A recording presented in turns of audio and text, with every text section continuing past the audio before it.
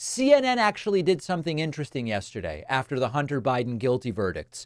They did a side-by-side comparison of how did Fox News talent, I hate to use that term, but I think you know what I'm saying, on-air people, on-air personalities. How did Fox News on-air personalities react when Donald Trump was convicted versus when Hunter Biden was convicted? I think that you will find that their reactions to Hunter Biden's conviction, which we're going to look at here in a moment, starting with Judge Jeanine Pirro and look at others, their reactions to the Hunter Biden conviction really should have been their reactions to Trump's conviction, but they weren't. Take a look at this montage put together by CNN.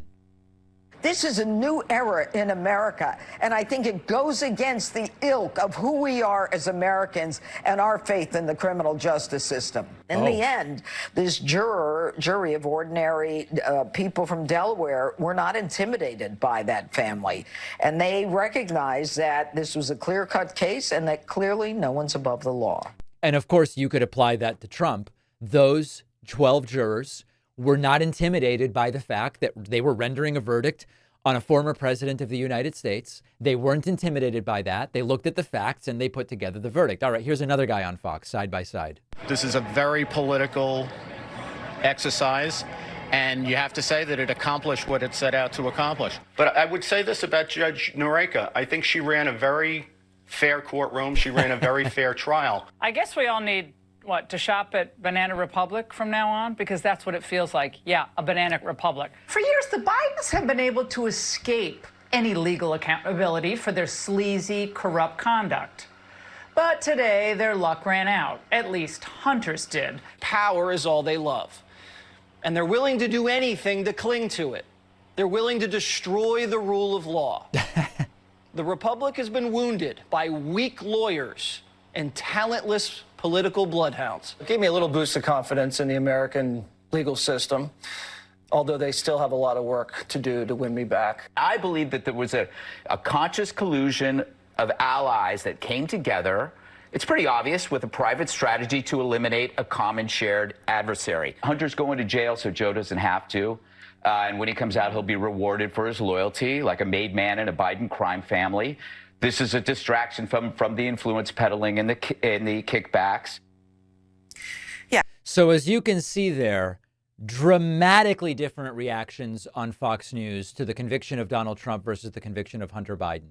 Once again, if you believe that the judge in the Trump trial did something wrong, you can appeal on that basis. In looking at respected legal experts and analysts, I don't see anything that you could say is worthy of a successful appeal, unless you want to make the case that this was really at the core what should have been a federal case and not brought at the state level. But of course, that has nothing to do with Judge Merchan. That would be a bigger issue that you could take up on appeal. So this is exactly what we expected. They are going to use this rather than to say, hey, you know what?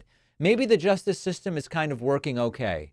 And it went after two individuals with different politics. We don't know of any political interference. We don't really know of any wrongdoing. Maybe we step back and we just vote in November. And by the way, Hunter Biden's not even on the ballot. No, that's not what they say. Instead, they have to try to say everything was wrong with the Trump prosecution and conviction, and everything was right with Hunter Biden's. They are blinded by ideology, and quite frankly, blinded by ignorance as well, if you see the sort of stuff that's spreading. Let's take a very quick break. We're going to hear from a sponsor or two. After the break, we will look at the anatomy of a propaganda operation, and it relates to that debunked Wall Street Journal article about Joe Biden's a brain. We will talk about that next. We all know someone who's been the victim of identity theft or accidentally downloading a virus, and it costs time, money, maybe your personal files. And what I've used for years to keep my devices safe from malware is Malwarebytes. I've been using this for years and years before they ever became a sponsor. And it's because Malwarebytes is just the standard. It gets great scores from the independent cybersecurity labs. It's almost always the top choice from consumer tech publications. CNET, for example, just declared Malwarebytes the best malware removal service of 2024. Malwarebytes' expertise and dedication to cybersecurity excellence just sets them apart from the other antivirus companies. They catch all kinds of threats that antiviruses often don't. You get comprehensive real-time protection against a huge variety of online threats, and it will detect and remove existing malware already on your devices as well.